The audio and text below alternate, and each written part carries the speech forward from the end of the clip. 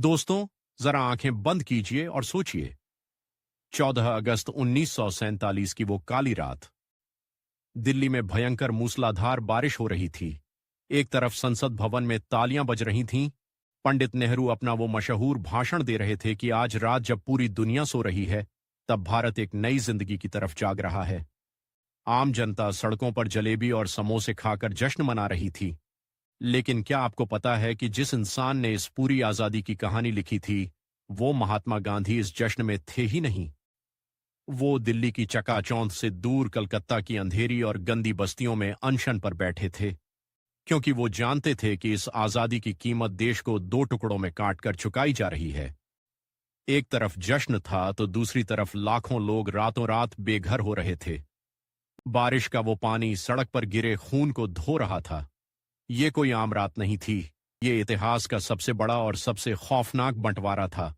लेकिन ये बंटवारे की खूनी लकीर खींची किसने थी? सुनकर आपका खून खौल जाएगा। अंग्रेजों ने इसके लिए सिरिल रेडक्लिफ नाम के एक गोरे वकील को लंदन से बुलाया। मजे की बात देखिए, इस आदमी ने अपनी पूरी जिंदगी में कभी भारत में कदम तक नहीं रखा था। उसे पता ही नहीं था कि यहाँ के हिंदू मुस्लिम सिख कौन हैं, कैसे रहते हैं। अंग्रेजों को लगा कि जो इंसान भारत को जानता ही नहीं, वही सबसे सही फैसला करेगा। और इस अनजान आदमी को करोड़ों लोगों की किस्मत का फैसला करने के लिए सिर्फ 36 दिन दिए गए। सिर्फ 36 दिन। उसने एक बंद कमरे में बैठकर पुरानी फाइलों और नक्शों पर एक अंधी लकीर खींच दी। ये लकीर किसी के खेत के बीच से गुजरी तो किसी के बेडरूम से। आपको जानकर हैरानी होगी कि रेडक्लिफ ने पहले लाहौर शहर भारत को दे दिया था, लेकिन फिर उसे लगा कि यार, पाकिस्तान के पास तो कोई बड़ा शहर बचेगा ही नहीं, तो सिर्फ बैलेंस बनाने के लिए उसने लाहौर उठाकर पाकिस्तान को दे दिया। मतलब लोगों की जिंदगी कोई मजाक थी। और हद तो तब हो गई जब माउंटबेटन ने इस नक्शे को 12 अगस्त को ही बनने के बाद भी 17 अगस्त तक दुनिया से छुपा कर रखा। क्यों? ताकि 15 अगस्त की पार्टी खराब ना हो। इस एक फैसले ने ऐसा कंफ्यूजन पैदा किया कि लोगों को पता ही नहीं था कि वो सुबह उठकर भारत में होंगे या पाकिस्तान में। और इसी कंफ्यूजन ने सबसे बड़ा कत्लेआम शुरू कर दिया। अब जरा इस बंटवारे का पागलपन सुनिए। यह सिर्फ जमीन का बंटवारा नहीं था। सरकारी दफ्तरों की कुर्सियां, टाइपराइटर, झाड़ू और इस्तेमाल किए गए बल्ब तक बांटे गए। हद तो तब हो गई जब डिक्शनरी यानी शब्दकोश के पन्ने फाड़ दिए गए। ए से लेकर के तक के पन्ने भारत को मिले और एल से जेड तक के पाकिस्तान को। एक 6 घोड़ों वाली शाही बग्घी थी। अब उसे तो बीच से काट नहीं सकते थे। तो जानते हैं फैसला कैसे हुआ? सिक्का उछालकर। भारत के अफसर ने टॉस जीता और वो बग्घी आज भी हमारे राष्ट्रपति भवन में है। पुलिस के बैंड बाजे भी बांटे गए। बांटते बांटते आखिर में एक ट्रोम्बोन नाम का बाजा बच गया।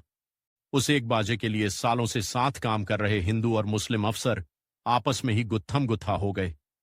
एक बंगाल का हाथी था, उसकी कीमत एक कार के बराबर लगाई गई और उसे भारत में रख लिया गया। ये सब सुनकर हंसी आती है ना, लेकिन ये उस वक्त की कड़वी सच्चाई थी जहां इंसानों की जान की कीमत एक झाड़ू से भी कम हो गई थी। लेकिन अब जो मैं आपको बताने जा रहा हूं, उसे सुनकर आपकी रूह कांप जाएगी। जैसे ही बंटवारे का ऐलान हुआ, करीब 1.5 करोड़ लोग अपना सब कुछ छोड़कर एक अनजान सफर पर निकल पड़े। बैलगाड़ियों पर, पैदल और खचाखच भरी ट्रेनों में। इन ट्रेनों को बाद में घोस्ट ट्रेन्स यानी भूतों वाली गाड़ियां कहा गया। ये वो ट्रेनें थीं जिन्हें लोगों को सुरक्षित निकालने के लिए चलाया गया था, लेकिन ये चलते फिरते कसाई खाने बन गईं। जब ये ट्रेनें अमृतसर या लाहौर पहुंचती थीं, तो इंजन की सीटी तो बजती थी, लेकिन अंदर से किसी इंसान की आवाज नहीं आती थी। दरवाजों और खिड़कियों से सिर्फ खून टपक रहा होता था। पूरी की पूरी ट्रेन लाशों से भरी होती थी। बिशन सिंह नाम के एक आदमी ने अपनी जान कैसे बचाई जानते हैं? वो अपने ही कटे हुए पड़ोसियों की गर्म लाशों के नीचे छिप गया और मुर्दा होने का नाटक करता रहा, ताकि कोई उसे दोबारा चाकू न मार दे। स्टेशन पर जब ये ट्रेनें पहुंचती थीं, तो खौफनाक मंजर देखकर लोग बेहोश हो जाते थे। बच्चों ने अपने माँ बाप को अपनी आंखों के सामने कटते देखा। औरतों के साथ जो दरिंदगी हुई, वो तो शब्दों में बयान ही नहीं की जा सकती। आज भी कहते हैं कि पंजाब के बॉर्डर वाले इलाकों में रात के सन्नाटे में रेलवे ट्रैक से उन फैंटम ट्रेनों के गुजरने की और लोगों की चीखों की आवाजें आती हैं। एक तरफ ये खौफनाक खूनी खेल चल रहा था तो दूसरी तरफ हमारे देश के कुछ राजा महाराजा अपनी अलग ही नौटंकी में बिजी थे। गुजरात के जूनागढ़ का नवाब महाबत खान, ये आदमी इंसानों से ज्यादा कुत्तों का दीवाना था। इसके पास 2000 कुत्ते थे, जिनके लिए ऐसी रूम और पर्सनल नौकर थे। इस पागल नवाब ने अपनी एक कुतिया की शादी दूसरे कुत्ते से पूरे राजकीय सम्मान के साथ कराई थी और उसमें लाखों रुपए पानी की तरह बहा दिए थे। 3 दिन की सरकारी छुट्टी तक दे दी थी। जब भारत आजाद हुआ तो इस नवाब ने अपनी जनता की मर्जी के खिलाफ पाकिस्तान के साथ जाने का ऐलान कर दिया। जनता भड़क गई, विद्रोह हो गया और सरदार पटेल ने सेना भेज दी। नवाब को लगा कि अब तुम मारे जाएंगे तो उसने रातों रात अपना चार्टर्ड प्लेन मंगवाया। प्लेन में सारा खजाना और अपने फेवरेट कुत्ते लादने शुरू कर दिए। तभी एक बेगम अपना बच्चा महल में भूल आई।